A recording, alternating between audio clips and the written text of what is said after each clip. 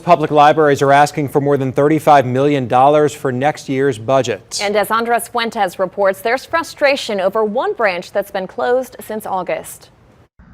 It's dark and quiet at the Central City Library. I think it's wrong. I think it's wrong that the library closed up. Neighbors are upset that the library hasn't reopened since HVAC issues caused it to close over the summer. The summer heat wave caused AC issues at many library branches this year, but now the only library without a timeline for when it will open back up is this one.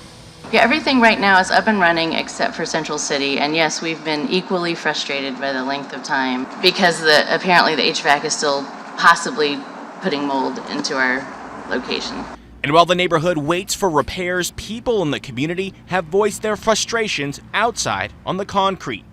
You could get that fixed right away and open back up for these kids and whoever, anybody that have to go to the library and they use the computers. Now, I did reach out to the mayor's communication team, and they tell me that as of right now, the Department of Property Management is bidding out contracts to repair the Central City Library, something that city leaders say needs to happen at a more rapid pace. What I don't want to have happen is that we forget about this library branch, that it gets shuttled to the side, that it's not prioritized like it needs to be. Shannon Satanovich with the Friends of the New Orleans Public Library says she's been in talks with council members to try and make the procurement process better so that public buildings like libraries don't have to wait so long for major repairs. And I just think that speaks to a bigger pattern in the city where we are building buildings that don't seem to last the lifetime of a person. Satanovich is also on board with a temporary solution